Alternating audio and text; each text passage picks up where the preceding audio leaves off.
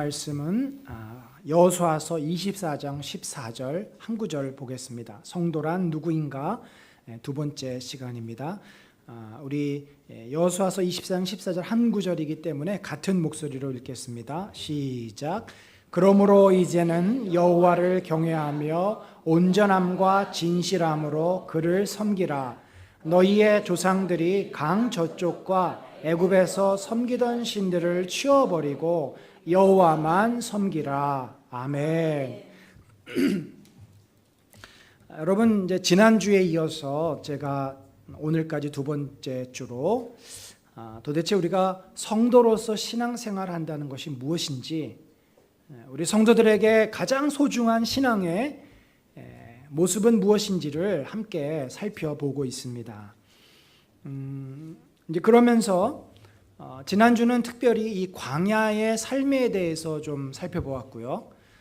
오늘은 이 광야의 삶을 지나서 가나안 정복에 관련된 문제를 여러분과 함께 좀 나누려고 합니다. 기억하시겠지만 지난주에 제가 여러분에게 이 메멘토 모리라고 하는 말을 꼭 기억하라고 말씀드렸습니다. 메멘토 모리가 무엇입니까? 죽음을 기억하라 하는 말이죠. 그 말은 아무리 우리가 이 땅에서 잘 나가고 모든 것을 가져도 결국 우리는 죽음 앞에 직면하게 될 것이고, 인생은 죽는 존재, 연약한 존재임을 잊지 말라고 하는 옛 선인들의 바로 충고입니다. 우리가 광야의 삶을 40년이나 인도하시는 그 하나님의 어떻게 보면 매우 모질고도 엄격한, 그러면서도 하나님의 그 속 깊은 인도하심을 생각해 볼 때 그 40년 동안 하나님께서 광야에서 그들에게 기대한 것이 무엇입니까? 바로 메멘토 모리라는 거죠. 그들은 하나님이 계시지 않으면 도무지 자기들 스스로는 살 수 없는 연약한 인생, 곧 죽음을 직면할 수밖에 없는 연약한 인생임을 깨닫게 하신 것입니다. 그래서 그 결론이 뭐예요? 지금 가나안 땅을 드디어 정복했고 정착했습니다.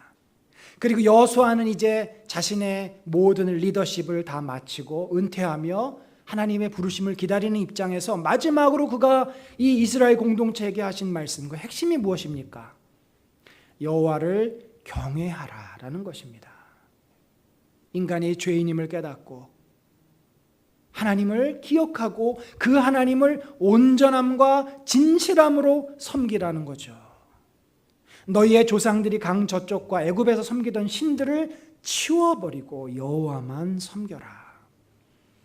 이것이 하나님께서 가나안 땅을 인도하셨던 그 목적이요, 그들에게 주신 결론입니다. 왜 이 말씀을 주셨습니까? 그것은 인생이 그만큼 하나님을 사랑하지도 찾지도 하나님을 필요로 하지도 않기 때문입니다.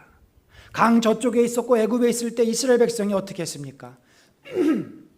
하나님을 찾지 않았어요. 하나님보다 우상을 섬겼습니다. 강 이쪽으로 넘어왔습니다. 그런데 여기 와 보니까 많은 사람들이 이미 살고 있는데 그들이 누구를 붙잡고 삽니까? 우상을 섬기고 살아요.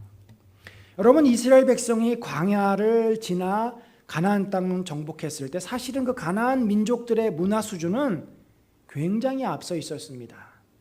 말하자면 이스라엘 백성은 텐트에서 지냈고 저들은 잘 세워진 이 성이라고 하는 그런 안정된 구조물 속에서 생활하지 않았습니까? 그들은 이미 문화가 있었어요. 요즘으로 말하면 30년 된 연립주택에서 사는 사람과 죄송합니다. 제가 목이 지금 갑자기 잠겨서 30년 된 연립주택에서 사는 사람과 막 지어 올린 40층, 50층 주상복합에서 사는 사람의 정도의 차이예요. 문화 수준이 그래요. 이 주상복합에서 사시는 분들의 삶이 어떻습니까? 요즘은 이 서울 시내의 절반 이상이 다 외제차인 것 같습니다. 문화 수준이 많이 달라졌어요. 그분들의 삶은 굉장히 여유가 있고 겉으로 볼 때는 풍요롭습니다. 그런데 30년 된 40년 된 연립주택에 사는 분들은 사실은 차를 갖기도 힘들고 또 비싼 옷을 사 입기도 힘들어요. 뭐 삶의 질이라는 게 굉장히 많이 다릅니다. 마치 이스라엘 백성이 지금 가나안 땅에 들어갈 때는 그냥 누더기 옷 입은 거, 광야에서 하나님이 주신 거 그거 기워서 입은 옷, 떨어지지는 않았지만 낡은 신발, 그 모습을 가지고 있고, 그런데 들어가 보니까 화려하고 멋있고 눈이 그냥 휘둥그레지는 그런 삶을 이미 가나안 민족은 살고 있다는 것입니다.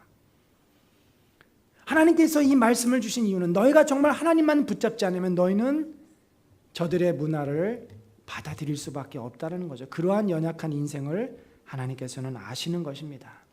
여러분, 우리가 신앙생활을 한다는 것이 얼마나 어렵습니까?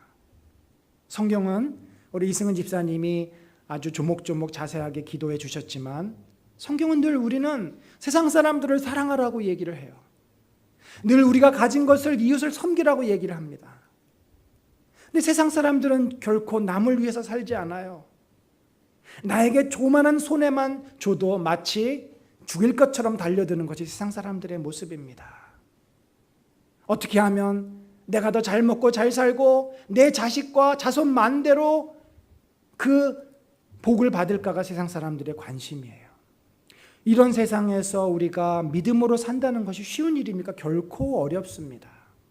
우리가 힘을 다해서 목숨을 다해서 여호와를 경외하고 하나님을 붙잡지 않으면 나도 모르게 세상 사람들처럼 되고 믿지 않는 사람처럼 되는 것이 자연스러운 일이라는 거죠.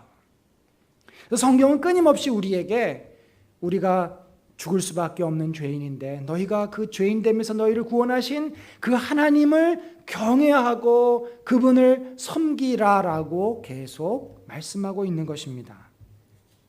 이것은 신약의 표현에 의하면 바로 우리가 예수 그리스도를 따라 예수님을 닮는 제자가 되라는 것이죠. 그래서 예수님은 우리에게 무슨 말씀을 주셨어요? 자, 우리 마태복음 5장 48절 한번 같이 읽어봅니다. 시작. 그러므로 하늘에 계신 너희 아버지의 너희가 온전하라. 이 온전하다는 말, 우리는 사실은 온전하고 싶죠. 그런데 온전해지지를 않아요. 그게 인간입니다.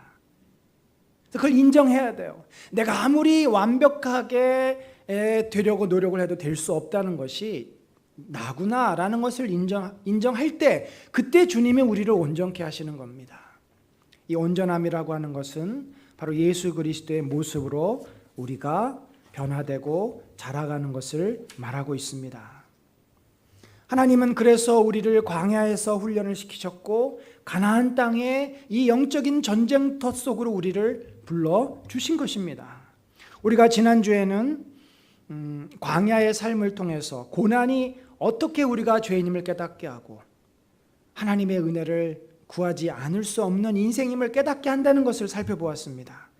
그렇다고 한다면 오늘은 그 기본적인 자세, 그 기본적인 믿음을 가진 우리가 어떻게 이 가나안의 영적 전쟁을 겪어내야 할지, 그리고 그곳에서 무엇을 깨닫고 무엇을 우리들이 얻게 될지를 함께 살펴보기 원합니다. 여러분, 우리가 예수를 믿었다고 나의 이 죄와 연약함이 사라집니까? 하루아침에 우리가 달라지나요? 그렇지 않습니다. 내가 예수를 믿어서 마음이 뜨거워졌고 이제 하나님 앞에 찬송도 부리고 교회 출석하지만 나의 옛 습성은 그대로예요. 사람들을 삐딱하게 보고 그들을 쉽게 비판하던데 이 비판의식은 없어지지 않습니다. 사람들을 목적으로 보지 않고 내 어떤 수단으로 생각해요. 내가 필요하면 누구에게 전화하고 내가 필요하면 또 누구를 찾아가고, 그런 마음의 태도가 예수 믿는다고 바뀌어질까요? 안 바뀌어집니다. 그래서 사도 바울은 우리에게 너희 안에 있는 옛사람, 옛 습성을 벗어버리라. 어떻게 해요? 매일매일 순간순간 그것을 벗어버리고 새 사람을 입으라 라고 권면을 하고 있는 겁니다. 여러분, 이러한 우리의 영적인 변화와 성숙은 바로 이 광야의 이 전쟁을 통해서 우리 안에 이루어질 수가 있는 겁니다. 이 가나안 정복을 우리가 어떻게 이해합니까? 가나안 정복은 역사적으로 분명히 이스라엘이라고 하는 민족이 이 강대국들을 하나님의 능력으로 몰아낸 정복 전쟁임에 틀림이 없습니다. 그러나 우리가 성경의 관점, 하나님의 관점에서 본다면 그것은 가나안의 그 7족속, 아주 극악하고 그 죄가 가득한 그 7족속을 하나님이 심판하시는 하나님의 전쟁이었습니다. 하나님께서 그들을 심판하시기 위해서 이스라엘을 도구로 쓰신 것이죠. 그런데 그 이 가나안의 정복 전쟁, 심판 전쟁을 통해서 누가 결국 영적인 유익을 얻게 됩니까? 바로 이스라엘 민족이 그 축복을 누리게 됩니다. 여러분, 이 가나안의 땅을 우리들은 죄와 비유할 수가 있습니다. 가나안 민족은 죄로 가득 찬 민족이에요. 그들의 모든 삶은 죄로 똘똘 뭉쳐져 있습니다. 그래서 가나안 민족을 우리가 긍휼히 여기지 않고 그들을 다 진멸해야 된다. 이 헤렘이라고 하는 단어, 진멸이라는 단어는 심판하다라고 하는 단어예요. 여러분, 죄를 봐주면 안 됩니다. 악을 봐줘서는 안 돼요. 죄라는 것은요, 뿌리까지 뽑아내야 그 죄로부터 자유로워질 수가 있는 거죠. 만약에 나에게 병이 생겼는데 그 병을 조금만 나았다고 방치해 놓으면 어떻게 될까요?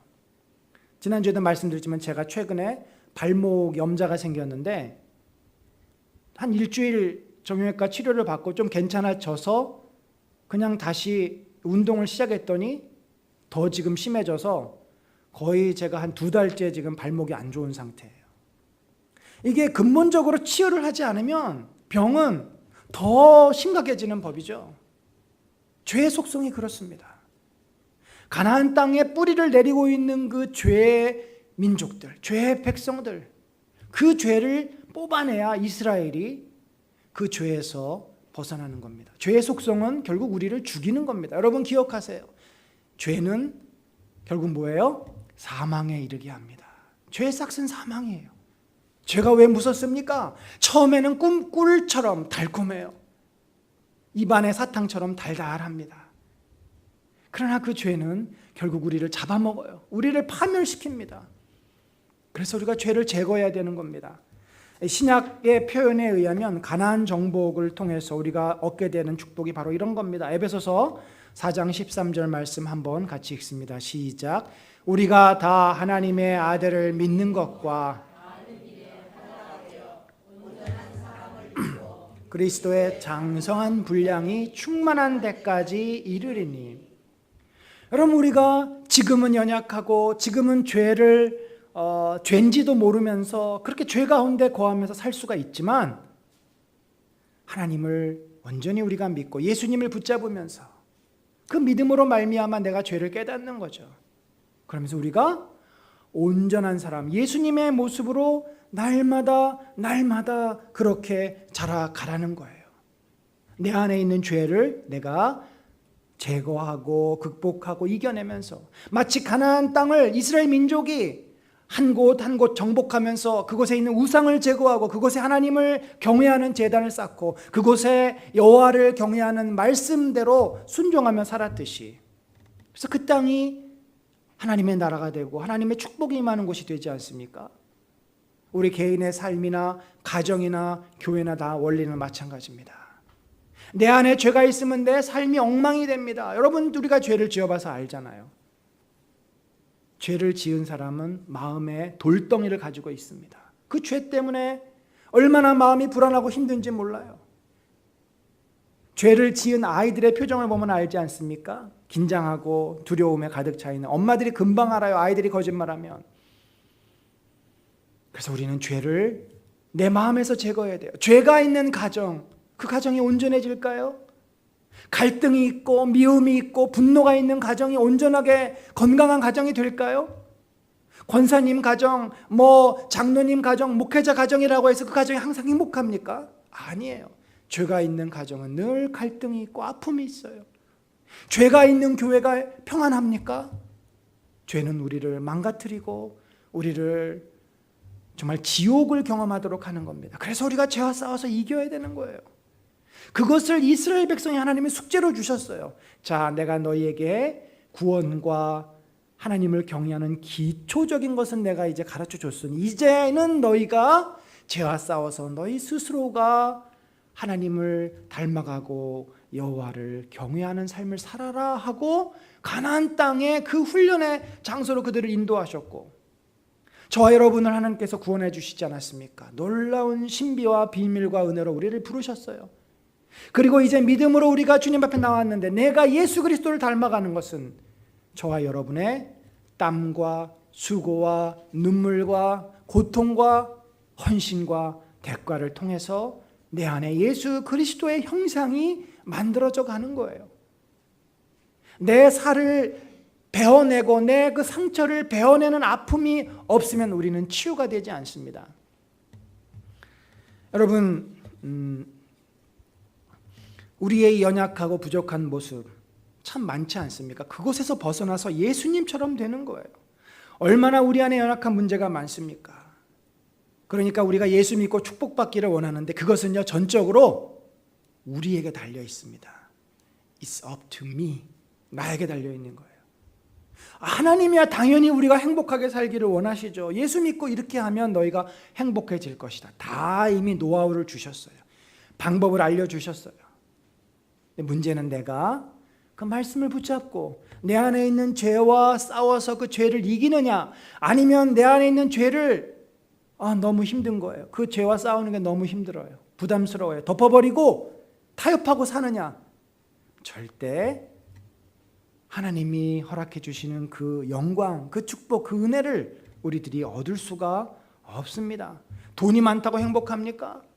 내가 원하는 걸 가졌다고 행복하면 그건 행복이 아니에요. 잠깐의 기쁨입니다. 그 정도의 기쁨은 누구나 다 갖습니다. 세상 사람들도 다 갖는 기쁨이에요. 그러나 우리가 언제 어디서나 흔들림 없는 행복은 돈으로도 그 무엇으로도 되지 않습니다. 내 안에 예수 그리스도의 형상이 만들어질 때 이루어지는 축복이에요. 여러분, 내 안에 어떤 죄들이 있습니까? 우리들이 잘 보고 싶어 하지 않는 교만함, 탐심, 인정받고 싶은 욕구들, 깊은 열등감, 너무나 많아요. 사실은 뭐가 있는지도 잘 몰라요. 남들이 그러니까 그런가 보다 하는 거지, 내 안에 어떤 문제가 있는 게 너무 많아요. 모릅니다, 그거를. 저도 사실 제 안에 숨겨져 있었던 인정 욕구를 찾는데 한 10년 걸린 것 같아요. 그리고 그 인정 욕구를 제 이 몸에서, 이 내 마음에서부터 마치 그 순간 접착제처럼 딱 달라붙어 있는 그 인정 욕구를 떼어내는데 한 10년 걸렸어요. 얼마나 아팠겠습니까? 이 순간 접착제가 손에 붙으면 이 겉껍질이 벗겨져야 이게 떨어져요.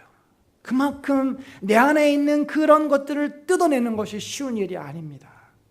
그리고 또 내 안에 숨겨져 있는 어떤 연약함이 있습니다. 그것과 씨름하면서 또 다른 시간들이 흘러가고 있습니다.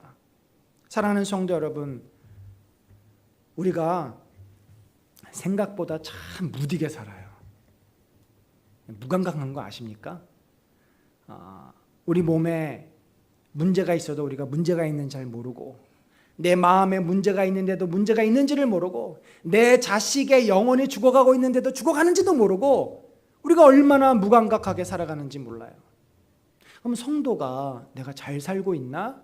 내가 정말 하나님의 은혜 가운데 성도로서 살고 있나? 못 살고 있나? 그 바로미터, 그 기준이 무엇인 줄 아십니까? 제가 지난번에 말씀드린 두 가지. 하나는 내가 진실로 겸손한가? 내가 진실로 겸손한가? 겸손은 뭐예요? 비굴한 것이 아닙니다. 강한 자 앞에서는 내가 약한 척하고, 약한 자 앞에서는 내가 이렇게 나도 모르게 어깨에 힘들어간 그런 게 겸손이 아니에요. 겸손은 다른 사람을 존중해 주는 게 겸손입니다. 내가 누군지를 알면 나도 모르게 자연스럽게 다른 사람을 배려하고 겸손해 주고 우습게 생각하지 않습니다. 아무리 어린아이의 이야기도 귀담아 들을 줄 압니다. 그게 겸손이에요. 내가 정말 겸손한 사람이 되었나? 또 다른 바로미터는 사랑입니다. 사랑은 우리의 사명입니다. 우리가 할 수 없는 거고 우리 안에 없는 거예요. 그래서 주님이 나를 닮아 온전해지라는 말이 다른 쉬운 말로 하면 나처럼 너희도 사랑하는 자가 되라는 거예요. 그럴 때 세상 사람들이 너희가 내 제자인지를 알리라 그러시지 않았습니까? 우리 안에 진정한 예수 그리스도의 사랑이 있다면, 우리 안에 진정한 예수 그리스도의 겸손이 있다면 우리는 성숙한 자입니다. 예수 그리스도를 많이 닮은 자예요. 그런데 우리 안에 그런 것들이 없고 자꾸 내 마음에 걸리는 사람이 있어요. 자꾸 내 마음에 불편한 그러한 것들이 눈에 들어옵니다. 내 스타일에 안 맞고 내가 원하는 대로 되지 않아서 불편하고 비난의 마음이 자꾸 올라온다면 그거는요, 여전히 내 안에 있는 들보, 내 안에 있는 기둥을 내가 찾아서 끄집어내야 되는 거죠. 내 상황이 좀 좋으면 마음이 기쁘고 막 업돼가지고 할렐루야 찬양하고, 내가 조금만 어려워지고 힘든 문제가 생기면 낙심해가지고 절망하고 하나님 앞에 원망하고, 환경에 흔들리는 것은 믿음이 굉장히 얇은 거죠. 우리가 주님과 동행하는 사람은 환경에 흔들리지 않습니다. 환경이 편하거나 어렵거나 좋은 일이 생기거나 나쁜 일이 생기거나 늘 감사하고 그 평안함이 흔들리지 않을 때 그는 진정으로 주와 동행하는 자입니다. 여러분, 우리는 분명히 변화되어야 할 구석들이 너무나 많습니다. 그 무엇이 변화되어야 될지를 깨닫도록 기도하세요. 그것이 내적 성찰입니다. 현대는 내적 성찰이 없는 시대예요. 바쁘게 우리를 이 세상이 말하자면 잡아서 돌립니다. 나 자신이 어떤 삶을 살고 있는지, 내가 누구인지, 내 안에 어떤 문제가 있는지를 스스로 리프렉션할 수 있는, 반성하고 돌아보고 성찰할 수 있는 여유가 없어요. 내 안에 나 자신을 돌아봐야 합니다. 그러면 걸리는 문제들이 보이고 불편함들이 보이고 내가 변화돼야 될 이슈들을 발견할 수 있어요. 그걸 가지고 주님 앞에 가지고 나가는 겁니다. 여러분, 그런데요, 참 신기한 것이 있습니다. 우리가 정말 변화되기를 원해요. 주님, 제가 변화되기 원합니다. 제가 예수님 닮기 원합니다. 제가 정말 사랑이 많은 사람 되고 싶습니다. 그 간절함이 있는데 마음 한구석엔 또 어떤 마음이 있는 줄 아십니까? 그런데요, 주님, 사실은 너무 변화하기 싫어요. 너무 두려워요.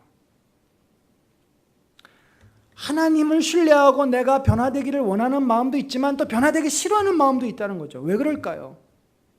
그것은요, 우리 안에 변화에 대한 두려움이 크기 때문에 그렇습니다. 그 두려움 때문에 하나님을 신뢰하지 못해요.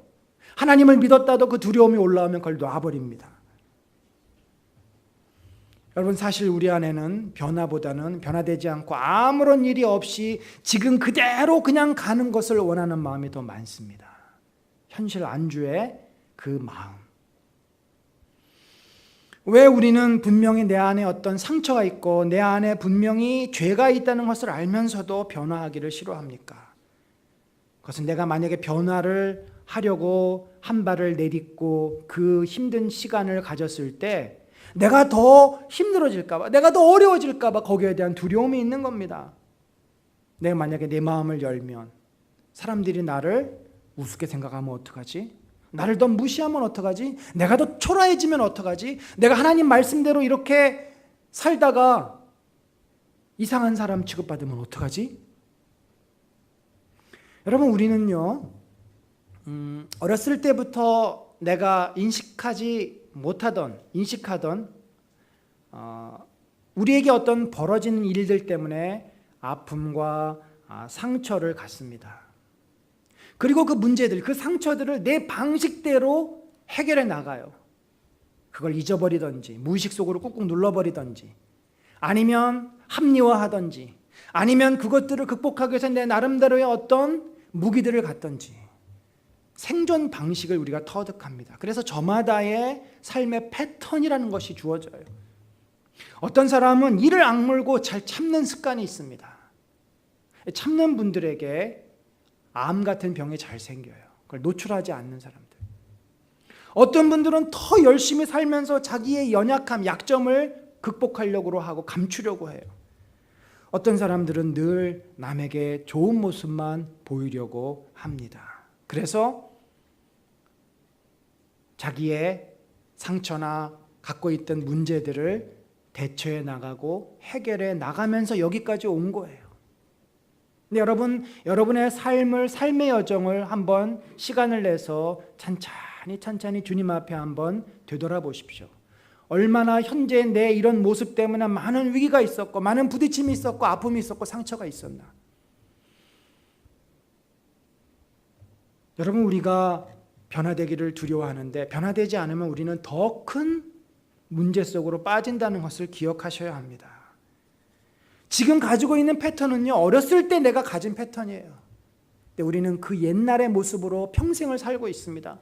그래서 거기에는 많은 문제들이 자꾸 생기고 반복해서 생기고, 기억하세요. 꼭 생기는 문제가 반복해서 생겨요. 그 패턴화되어 있기 때문에 그렇습니다. 내가 힘들어하는 문제는 또 똑같이 힘들어요. 그게 내 이슈예요. 여러분이 가장 힘들어하는 거, 여러분이 가장 아파하는 게 가장 여러분이 변화돼야 될 이슈라는 겁니다. 근데 놀라운 것은요, 내가 어느 날 다른 모습을 가졌어요. 그 전에 하지 않던 행동을 했습니다. 그런데 그러면 큰일 날 줄 알았는데 아무 일이 일어나는 게 아니에요. 아무 일도 안 일어나요. 오히려 내가 바뀌니까 주변 사람들이 더 좋아해요.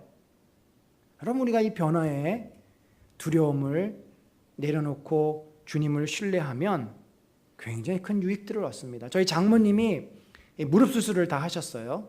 몇 년 전에 하셨는데 사실 무릎을 60대 후반부터 아파하셨어요. 이제 대부분 노인이 되면 퇴행성 관절염으로 연골이 다 닳아서 무릎을 대부분 아파하시고 다리도 자꾸 휘고, 그런데 수술을 해야 되긴 해야 되겠는데 어떤 사람 얘기 들으니까 수술하고 나서 1년 동안 후유증이 있더라, 무릎을 못해서 아파하더라, 이런 얘기를 들으니까 두려워서 수술을 못하시고 주저하다가 결국은 용기를 내서, 더 이상은 늦추면 안 될 것 같으니까 용기를 내서 하나님이 지켜주실 거야, 하나님이 붙잡아 주실 거야, 믿음으로 수술대에 이제 올라가셔가지고 두 다리를 다 수술을 하셨어요. 고생하셨죠. 그러나 수술하고 그 힘든 시간을 잘 견디셨어요. 6주 견디고 회복하는데 한 6개월 견디고, 지금은요 아프다는 소리 전혀 안 하시고 매일매일 신방 다니시고, 저희 장모님 연세가 80이십니다. 얼마나 감사한지 몰라요. 여러분, 우리는 마음의 그런 두려움을 이겨내야 합니다. 변화는 좋은데 변화를 위해서 치루어야 될 대가를 너무 우리가 두려워해요. 사실 우리 자신이 내 자신의 연약함을 직면한다는 거 굉장히 두려운 일입니다. 그런데 직면하지 않으면 고칠 수가 없어요. 내가 이기적인 사람이라는 것을 직면하지 않으면 고칠 수가 없어요. 결혼하고 나서 제가 저희 아내에게 가장 많이 들었던 말 중에 하나가, 당신은 왜 이렇게 이기적이야? 아무리 제가 생각해봐도 제가 이기적이지 않은 것 같은데 자꾸 저보고 이기적이래요. 제가 그 말의 의미를 깨닫는데 근 10년이 걸렸습니다. 이기적이라고 하는 말은 무슨 말이냐면 굉장히 자기중심적이라는 거죠. 사실 제가 저희 집에서 막내로, 저희 누님과 7살 차이, 저희 형님과 10살 차이, 거의 혼자서 제가 컸어요. 부모님도 막내니까, 막둥이니까 특별하게 뭐라고 하시다, 또 뭐라고 안 하셔도 제가 그냥 알아서 다 하고, 그러니까 거의 중학교 때부터 제가 혼자서 알아서 공부도 하고 학교도 다니고 그랬던 것 같아요. 그러니까 늘 제 스스로 생각하고 제 스스로 결정하고 그렇게 혼자서 모든 것을 다 해왔습니다. 그러다 보니까 남의 입장, 남의 상황, 남과 대화하면서 같이 하는 것을 잘 못한 거예요. 그러니까 자기 중심적일 수밖에 없는 거죠. 제가 볼 때 이것이 타당하고 옳으면 그냥 하는 거예요. 근데 사람마다 입장이 다르지 않습니까? 내가 굉장히 내 입장으로 모든 것을 봤구나. 그것이 굉장한 자기 중심적인 거구나. 이거 깨닫는데 제가 10년이 걸렸어요. 근데 그걸 인정하는 것이 너무 힘들었습니다. 그러면 뭐가 되겠어요? 이 목사가 뭐가 되겠어요? 얼마나 보잘것없는 인생입니까? 남을 사랑하고 남을 품어줘야 되는데 늘 자기밖에 모르고 자기 입장에서 성도들을 바라보고, 그거 인정하는 게 굉장히 힘들었어요. 근데 인정을 하니까 그때부터 다른 사람들의 소리도 더 잘 들리고, 그때부터 제 주장보다는 남들의 생각을 귀담아 듣게 되고 변화가 시작이 된 것입니다. 사랑하는 성도 여러분, 우리가 변하기 위해서는 그 두려움을 이겨야 되고, 그 두려움을 이기기 위해서는 무엇이 있어야 되겠습니까? 믿음이 있어야 됩니다. 믿음. 그래서 가나안 땅 정복은 믿음으로 하는 거예요. 갈렙과 여호수아가 어디서 그 배포가 있어가지고 저들은 우리 밥이다고 외칠 수 있었겠어요? 하나님에 대한 믿음 때문이에요. 믿음이 있으면 하나님의 나를 붙잡고 있고 하나님의 나를 결국 놓지 않으시고 내가 초라해지지 않고 내가 망하지 않고 내가 정말 하나님 앞에 존귀한 자로 변화될 것이라는 그 믿음이 있으면 우리는 나를 열어놓을 수 있습니다. 내 죄를 고백할 수 있고 나를 변화시킬 수 있고 남들의 이야기를 수용해 줄 수 있고 다른 시도를 해볼 수 있고 그것이 우리에겐 모험이고 용기지만 믿음이 있는 자는 그것을 할 수 있는 거예요. 아이들이 새로운 곳을 어떻게 갈 수 있습니까? 엄마 아빠가 옆에 있으면 그 엄마 아빠의 든든함 때문에 아이들이 새로운 곳도 가고 낯선 환경도 잘 적응을 해요. 애착이 잘 된 아이들은 유치원에도 잘 가고 친구 관계도 좋습니다. 애착이 안 된 애들은 늘 안전감에 대한 이 두려움이 있기 때문에 그러니까 믿음이 없는 거예요. 신뢰감이 없는 거예요. 늘 불안해합니다. 떨어지지를 못해요. 교회 와도 불안해하고 유치원 가도 불안해하고. 여러분, 믿음은 모든 두려움을 내어 쫓습니다. 이스라엘 백성이 사실은 가나안 땅에 들어가서 하나님을 잘 신뢰하지 않으니까 그 땅 정복하는 것이 너무나 힘든 거예요. 이 에브라임 족속이 뭐라 그랬냐면 에브라임 산지가 내게 너무 좁을진데 브리스 족속과 르바임 족속의 땅 살림에 올라가서 스스로 개척하라.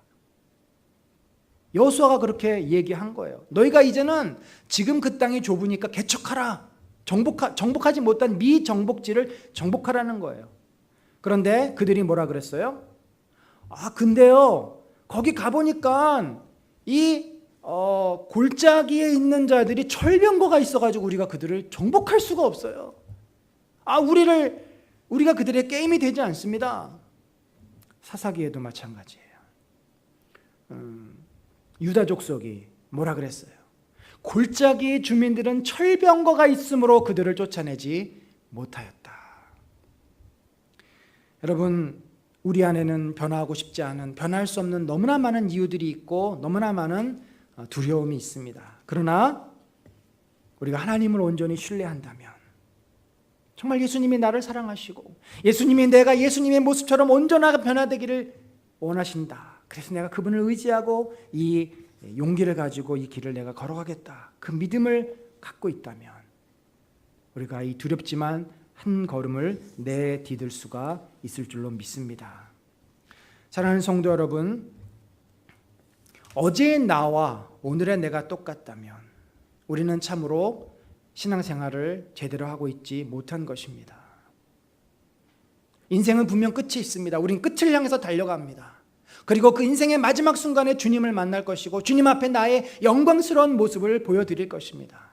그때 주님 우리에게 물으시겠어요. 네가 얼마나 온전해졌느냐.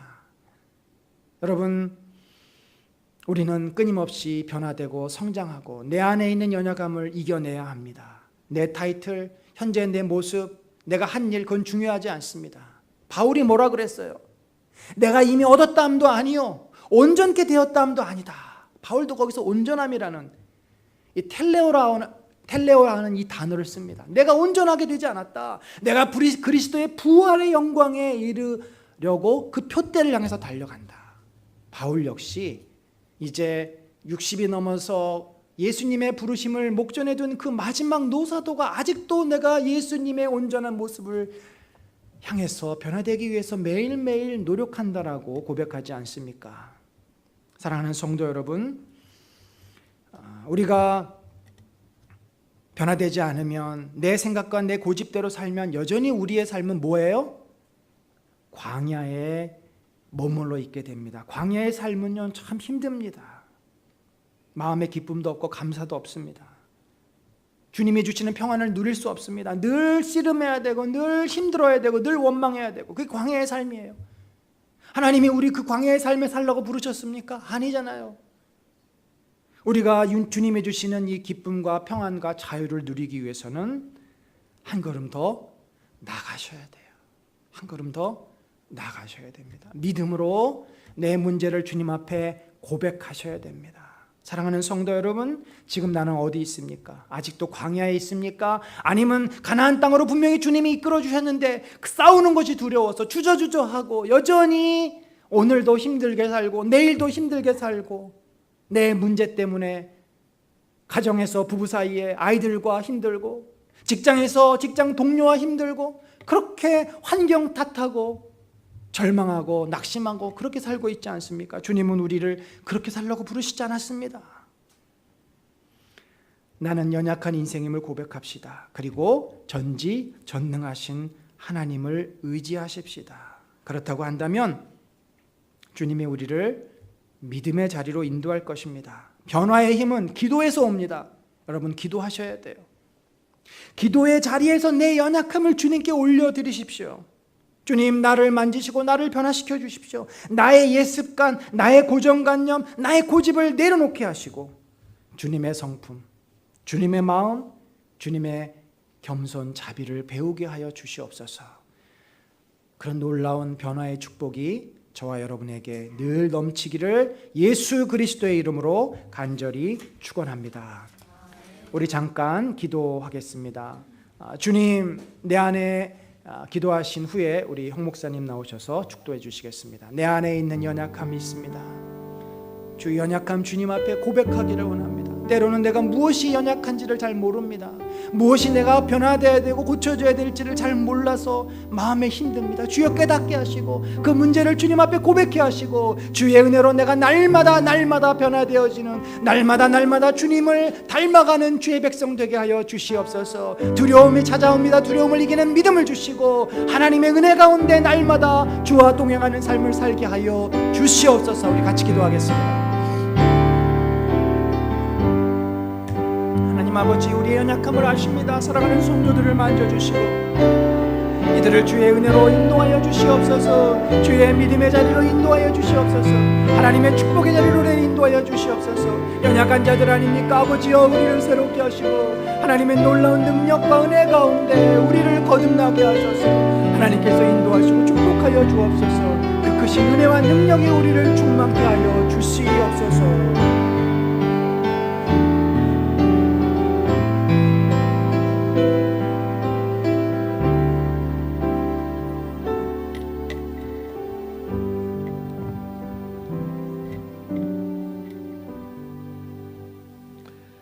이제는 우리 주 예수 그리스도의 은혜와 우리 하나님 아버지의 그 크신 사랑과 우리를 변화시키시고 예수 그리스도의 장성한 분량에 이르게 하시는 예수님의 그 크신 은혜와 성령의 임재하심의 영광이 은혜와 나눔의 교회 모든 주의 백성들 심령과 가정과 자녀 위에 행하는 모든 사역과 산업 위에 이제로부터 영원토록 함께 하시기를 간절히 축원하옵나이다. 아멘.